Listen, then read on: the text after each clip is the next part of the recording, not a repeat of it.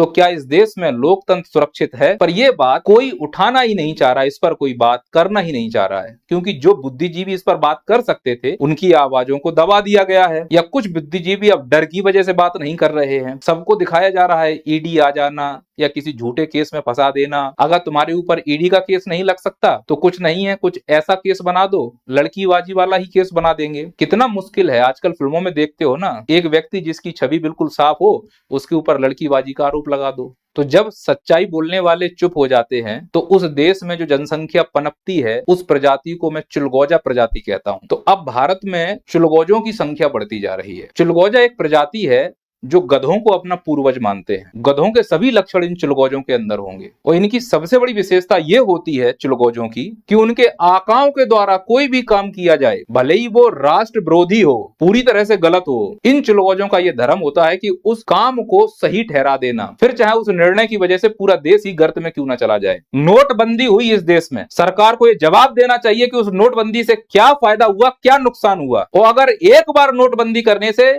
माननीय प्रधानमंत्री मोदी जी ने कहा था मुझे 50 दिन का मौका दो, अगर मेरी नीयत में कोई खोट निकले तो मुझे चौराहे पर आकर सजा देना, मैं चौराहे पर खड़ा हो जाऊंगा आकर। कहां गए वो प्रधानमंत्री जी के वादे? मुझे तो पूरी तरह से खोट दिख रही है। अर्थव्यवस्था चरमरा गई है जब से ये नोटबंदी हुई है, और अगर इसमें कोई कमी नहीं होती तो लोग लाइन में नहीं लगते। जल्दबाजी में लिया गया निर्णय था ये। और अगर नोटबंदी इतना ऐतिहासिक फैसला था तो माननीय प्रधानमंत्री मोदी जी किसी भी रैली में नोटबंदी का जिक्र करने से नहीं चूकते। जिस प्रकार से वो राम मंदिर का जिक्र करने से नहीं चूकते, 370 का जिक्र करने से नहीं चूकते, एयर स्ट्राइक का जिक्र करने से नहीं चूकते, वैसे ही नोटबंदी का जिक्र करने से नहीं चूकते आप, क्योंकि वो निर्णय आपका गलत था। अब चुलगोजों का धर्म है उस गलत निर्णय को सही ठहराना। ये चुलगोजे आपको न्यूज एंकर के रूप में मिलेंगे, या गली मोहल्ले में युवा नेताओं के रूप में इनकी पहचान की जा सकती है। और अगर ये नोटबंदी का निर्णय सही था तो वापस से 2000 के नोट, गुलाबी नोट क्यों बंद किए गए? और मेरा प्रश्न तो ये है माननीय प्रधानमंत्री मोदी जी से कि जब 2016 में नोटबंदी हुई तो आपने आकर बोला था 8 बजे से कि रात को 12 बजे से ये लीगल टेंडर नहीं होंगे 500 और 1000 के नोट। और जब दूसरी बार नोटबंदी यानी 2000 का नोट बंद किया गया तो फिर आपने आकर जनता को संबोधन क्यों नहीं किया? अगर पहली बार शुरुआत आपने की थी तो फिर अंत भी आपको करना चाहिए था। स्पष्ट दिख रहा है कि कहीं ना कहीं आपसे गलती हुई है, नियत में खोट है। पर यह बात उठाने के लिए आपके पास प्रमाण होने चाहिए। दूसरा, अगर आप इस प्रकार की बातें करोगे तो हो सकता है ये मेरा अंतिम वीडियो हो, पर मैं थक गया हूं इस सड़े हुए सिस्टम से। जो मेरे साथ हो सकता है आप कीजिए। इन चुलगोजों को यह लगता है कि जो वर्तमान बीजेपी सरकार है ये हिंदुत्व की हितैषी है, गरीबों की हितैषी है, महिलाओं की हितैषी है। तो क्यों ना पहले इसी पर बात कर ली जाए। इलेक्टोरल बॉन्ड पर हम बात करेंगे बाद में। क्या सच में यह सरकार हिंदुत्व की हितैषी है? जब अयोध्या में राम मंदिर बना था तो हिंदू धर्म के जितने धर्म गुरु थे वो मंदिर के बाहर बैठे हुए थे, और तथाकथित नेता मंदिर के अंदर पूजा कर रहे थे। अगर ये हिंदू के हितैषी होते तो धर्म गुरुओं को मौका देते भगवान राम की पूजा करने के लिए। भगवान राम का मंदिर अधूरा था, प्राण प्रतिष्ठा कर दी गई, अब उसके ऊपर कलश बनेगा तो मजदूर उस कलश पर पैर रखेगा, वो पैर कलश पर नहीं भगवान के सिर पर माना जाएगा। हमारे भगवान का अपमान हो रहा है। कैसे बोल सकते हो कि ये हिंदू हितैषी है? और सबसे बड़ी बात कि जिस देश में छत्रपति शिवाजी महाराज हो, जिस देश में महाराणा प्रताप, राणा सांगा जैसे वीर हुए हो, उस देश में किसी से हिंदू के संरक्षण की बात करनी पड़ेगी हमको? हमें किससे डर? ये देश हिंदुस्तानियों का है, किसके संरक्षण की बात कर रहे हो? हमारे घर में घुसकर ये हमको कोई धमका दे, ऐसा हो सकता है क्या? नहीं, ये माहौल बनाया जा रहा है, ये माहौल बनाया जा रहा है। ना हम तब दबे थे ना हम अब दबेंगे। लेकिन मैं स्पष्ट बोलता हूं कि ये सरकार हिंदू का चोला उड़कर केवल अपनी राजनीति कर रही है, नहीं तो इन धर्म गुरुओं का अपमान नहीं होता। कुछ लोग जो बोलेंगे कि ये सरकार युवाओं के लिए काम कर रही है।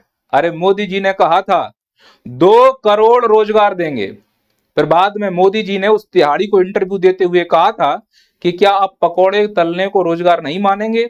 2 करोड़ से पकोड़े पर आ गए। कैसे मान लूं कि ये सरकार युवाओं के लिए काम करना चाहती है? माननीय मोदी जी, रोजगार और आजीविका में अंतर होता है। पकोड़े तलने से आजीविका चलती, उसे रोजगार नहीं कहते। और अगर ये देश सच में युवाओं की चिंता करता तो जो सरकारी नौकरियों की प्रक्रिया चल रही है, जो कि ज्यादा लंबा नहीं जाएगी, क्योंकि अब टेंडर प्रथा शुरू हो चुकी है चंदे की वजह से, इसीलिए तो सरकारी नौकरियां निरंतर कम होती जा रही हैं। और प्राइवेट में नौकरियां कैसे निकलती हैं वो सबको मालूम है।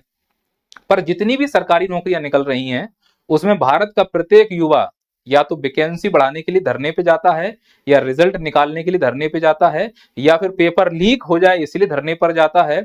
उसको सिर्फ और सिर्फ प्रताड़ना मिल रही है। कैसे मान लूं ये सरकार युवाओं की हितैषी है?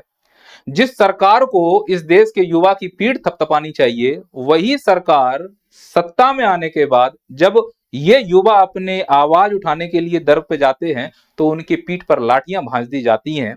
कैसे बोल दूं कि यह सरकार युवाओं की हितैषी है। कुछ लोग अजय बोलेंगे गरीबों के कल्याण किया है। मैं मानता हूं इस बार बजट में एमपीआई के द्वारा 25 करोड़ लोगों को गरीबी से बाहर निकाला गया।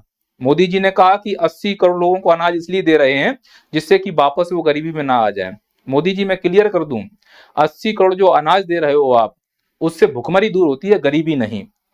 तो 80 करोड़ अनाज का मतलब है कि भारत में 80 करोड़ लोग भुखमरी के स्तर पर हैं, जो गरीबी से भी खतरनाक स्थिति होती है। गरीबी दूर करने के लिए आप एमपीआई का इस्तेमाल कर रहे हो, जिसमें कई आयाम होते हैं। अनाज भुखमरी का सूचक है, गरीबी का नहीं। तो अगर आप 80 करोड़ लोगों को अनाज दे रहे हो तो आप ये पूरी दुनिया को बताना चाह रहे हो कि देश में गरीबी से भी बदतर हालत है, भुखमरी की। और रही बात गरीबों की, तो गरीबों की स्थिति कभी प्लेटफॉर्म पर जाना, रेलवे प्लेटफॉर्म पर जनरल डब्बों में समझ में आएगा कि भेड़ बकरियों की तरह भरकर जाते हैं डब्बों में। बुलेट ट्रेन चलाने वाला यह देश 4 जनरल डब्बे नहीं जोड़ पा रहा है।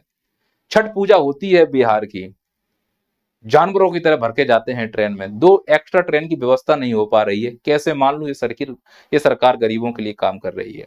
पर चिलगोजों की संख्या ज्यादा है, वो तो महिमा मंडल करेंगे कि ये सरकार किसानों की हितैषी है। अरे जिस सरकार में 2-2 बार किसान आंदोलन करें और सरकार उनकी बात को सुनने को तैयार नहीं है, बाद में सरकार फिर थूक कर चाट ले, वो बात अलग है। झुकना पड़े वो बात अलग है। लेकिन एक तरीका होता है कि तुम्हारे दरवाजे पर अगर कोई आ रहा है। इस सरकार की ये हालत है कि अगर युवा किसी संस्था के दरवाजे पर जाए, जैसे मध्य प्रदेश पीएससी में युवा आयोग के सामने धरना देते रहे, कोई भी अधिकारी बात करने नहीं आया। किसान भी धरना दे रहे हैं, आंदोलन कर रहे हैं, अधिकारी कोई आए बात कर ले, एक बार क्या समस्या है, अपना ज्ञापन दे दे, आप उनको कन्विंस कर लो।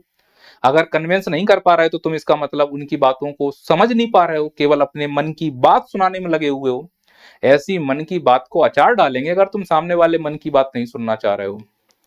आंदोलन पर बैठा है किसान, कैसे मान लो ये सरकार किसान की हितैषी है। अब चिलगोजे बोलेंगे नहीं ये सरकार तो महिलाओं की सुरक्षा करती है। महिलाओं की सुरक्षा? जिस सरकार में सांसद के ऊपर पहलवानों के शोषण का आरोप हो, उसका बाल बांका नहीं हो रहा है, कैसे मान लूं ये सरकार महिलाओं की सुरक्षा करे? मजाक चल रहा है क्या महिलाओं के मामले में? अरे हौसी हैं ये लोग। तो बीजेपी के आईटी सेल के 3 छर्रे, इनके फोटो आप देख पा रहे हो, बड़े बड़े लोगों के साथ फोटो हैं। आईआईटी बीएचयू लड़की के साथ बलात्कार किया था, 60 दिन तक यूपी पुलिस पकड़ नहीं पाई। वो यूपी पुलिस जो रातों रात भैंस ढूंढ लाती है। वो इन हरामखोरों ने मध्य प्रदेश में प्रचार किया था, चुनाव के बाद इनको पकड़वाया गया। कैसे मान लूं ये सरकार महिलाओं की सुरक्षा के लिए काम कर रही है। बिल्किस बानो में 11 आरोपी रिहा हुए, गुजरात में इन हरामखोरों को माला पहना के स्वागत किया गया। मैं कैसे मान लूं ये सरकार महिलाओं की सुरक्षा कर रही है। इसी सरकार में ये भालू जैसा दिखने वाला हैवान, इस हरामखोरों ने बलात्कार किया है, अपने आप को धर्मगुरु बोल रहा है। ये पैरोल पर बाहर आता है वो सरकार की संरक्षण में, क्योंकि ये खड़ा होकर जहां भी बोलेगा तो इसको मानने वाले कई सारे चुलगौजे हैं। तो लगता है भगवान आ गए, भगवान बोलेंगे इसको वोट दो, इसका भी काम, सामने वाली पार्टी का भी काम। चुलगौजे बोलेंगे नहीं स्टार्टअप के लिए किया है, digital India, startup India. Startup India Bharat में पेटीएम के धड़ल्ले उड़ गए, बाइजू रोड पर आ गया। ये जो यूनिकॉर्न नई नई बनी है, अनअकैडमी या फिर ये फिजिक्स वाला, इनके भी लंबे दिन नहीं है, फेफड़े बाहर आने वाले हैं। क्योंकि इस देश में जब चंदा दो ठेका लो प्रोसेस चल रहा है, तो बड़े बड़े उद्योगपति छोटी मोटी मछलियों को पनपने ही नहीं देंगे। वो चाहते हैं कि सब काम हम ही कर लें, चड्डी बनियान से लेकर हेलीकॉप्टर हम ही बेचें, दूसरा कोई डेवलप ही ना हो पाए। सरकार भी उसके सहयोग में खड़ी हुई है। 13 मार्च को रिपोर्ट आएगी एसबीआई की, दूध का दूध पानी का पानी हो जाएगा कि किसने किसको कितना चंदा दिया है और बदले में सरकार ने उनको क्या दिया है। अगर इसमें सरकार कोई बीच में बदमाशी नहीं करती है, बदमाशी तो करेंगे, प्रकृति ही बदमाशी की है। तंड बंड करना इनका प्रमुख उद्देश्य है। अब चूंकि इनके चेहरे सामने आ रहे हैं, अब कितने सामने आएंगे वो ठीक है, ये भी हो सकता है मेरा ये अंतिम वीडियो, औकात से ज्यादा बोल रहा हूं मैं। ये लाला रामदेव भगवा कपड़ा पहनकर पूरे भारत को मूर्ख बना रहा है। सुप्रीम कोर्ट ने कहा है कि तेरे प्रोडक्ट में मिलावटी सामान है। इंसान मिलावटी है, दिखता नहीं है। ये कभी अपने को पंडित कहता है, कभी अपने आप को ओबीसी कहता है। नंबर 1 का झूठा आदमी है ये, इससे बड़ा झूठा ही नहीं हो सकता कोई। तो जिस देश में पाखंडी झूठे भगवा पहन रहे हो, भगवा का अपमान है, इसके ऊपर भगवा शोभा नहीं देना चाहिए मेरे हिसाब से। नहीं, इस देश में लोकतंत्र की रक्षा हो रही, भारत लोकतंत्र की जननी है। लोकतंत्र की रक्षा, चंडीगढ़ का चुनाव हुआ था, ये रहा लोकतंत्र का हत्यारा। क्या कर लिया इसके लिए? सरेआम इसने धांधली की, सुप्रीम कोर्ट ने फटकार लगाई, कुछ हुआ इस देश में? नहीं नहीं, ये सरकार, बोलने की स्वतंत्रता बोलने की स्वतंत्रता है सरकार में? अरे चुलगोज हो, इनको देखो दलालों को। ये वो दलाल हैं, किसी की पार्टी हो, मान लो अभी कांग्रेस होती तो ये कांग्रेस के तलवे चाट रहे होते, बीजेपी है तो बीजेपी के तलवे चाट रहे हैं, फिर कोई पार्टी आएगी उसके इनका काम ही है तलवे चाटने। इनके जो बच्चे पल रहे हैं वो तलवे चाट के ही पल रहे हैं, ये न्यूज एंकर थोड़ा ना, ये दलाल हैं। इनसे मुझे शिकायत नहीं है, मुझे शिकायत है ऐसे लोगों से जो बुद्धिजीवी हैं, जो यूट्यूब पर बहुत अच्छा कर रहे हैं। चिलगोजे बोलते हैं कि यह सरकार पारदर्शी सरकार है, पारदर्शिता लाती है। पारदर्शिता ये क्या होता है?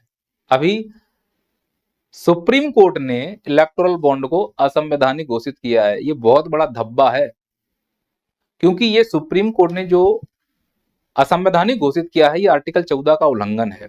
कई सारे इसमें परिवर्तन किए गए, संशोधन किए गए, एक्ट में बहुत सारे संशोधन किए गए, इसे एक मनी बिल की तरह पेश किया गया, राज्यसभा की अनुमति नहीं दी गई, क्योंकि धांधली करना था। मोदी जी ने दाढ़ी इसलिए बढ़ाई जिससे तिनका आ पाए दाढ़ी में। दाढ़ी में तिनका है मोदी जी के, अगर मोदी जी की दाढ़ी में तिनका नहीं होता तो ये इलेक्टोरल बॉन्ड असंवैधानिक घोषित नहीं किया जाता। मोदी जी की दाढ़ी में तिनका नहीं होता तो पीएम केयर फंड का एक एक हिसाब दिया जाता। बोले नागरिकों को हिसाब नहीं देंगे, क्यों नहीं दोगे? मैंने भी 2100 रुपए दिए हैं, मुझे मालूम होना चाहिए कि तुम 2100 रुपए मेरे कहाँ खर्च करने वाले हो। चंदा मांग रहे हो जनता से, हो जनता को नहीं बताओगे, होशियार ज्यादा समझ रहे हो अपने आप को, तो आपके ऊपर आरोप लगना स्वाभाविक है। अरे हमाम में सब नंगे होते हैं मोदी जी।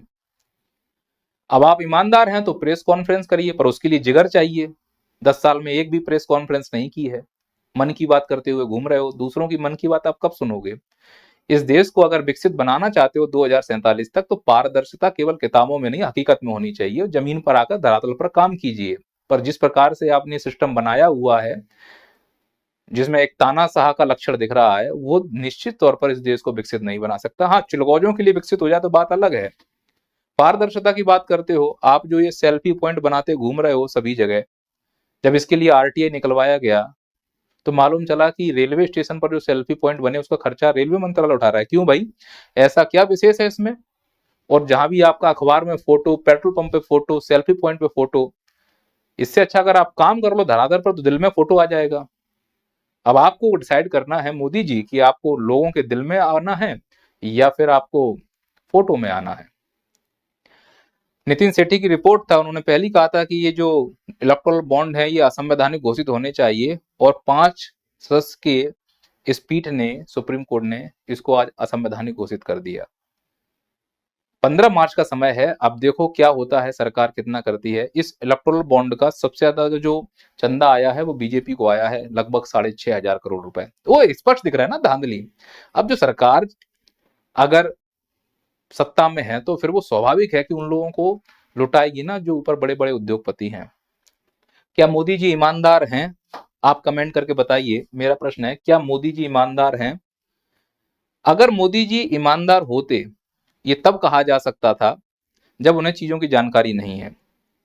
मैं मोदी जी की ईमानदारी पे इसलिए शक कर रहा हूं कि एक बार अजीत पवार के लिए उन्होंने कहा था कि ये व्यक्ति भ्रष्ट है, और उसके 3 या 4 दिन के बाद उसी अजीत पवार को पार्टी में शामिल कर लिया गया। इसका मतलब मोदी जी के नाक के नीचे ये सब हो रहा है। अगर आप उस कार्य में संलग्न हैं तो आप भी भ्रष्टाचारी हैं। आप भ्रष्टाचारी तब बड़े हो जाते हैं जब आप ईमानदारी का ढोंग करते हैं और भ्रष्टाचार कर रहे होते हैं, तब आपसे बड़ा भ्रष्टाचारी कोई नहीं होता। बीजेपी क्या वॉशिंग मशीन है? पार्टी के नेतृत्व कर रहे हो आप, अगर प्रधानमंत्री हो तो लात मार के निकालो ऐसे लोगों को, जेल में डालो। नहीं, अजीत पवार सिंचाई घोटाला बीजेपी में शामिल, एविएशन घोटाला प्रफुल्ल पटेल बीजेपी में शामिल, महाराष्ट्र सदन घोटाला छगन भुजबल बीजेपी में शामिल, हसन मुशर्रफ शुगर मिल घोटाला बीजेपी में शामिल, हाउसिंग घोटाला नारायण राणे बीजेपी में शामिल। तो मैं कैसे मान लूं मोदी जी की आप ईमानदार हो? हमाम में तो सब नंगे हैं, हो तो आखिरकार आप भी राजनेता। बस धर्म की अफीम चटा दी है चिलगोजों को। शुक्र है कि मैं उन चिलगोजों में शामिल नहीं हूं। यह देश मेरा भी है, अगर इस देश में कुछ गलत होगा तो मैं बोलूंगा। मैं किसी के बाप से नहीं डरूंगा।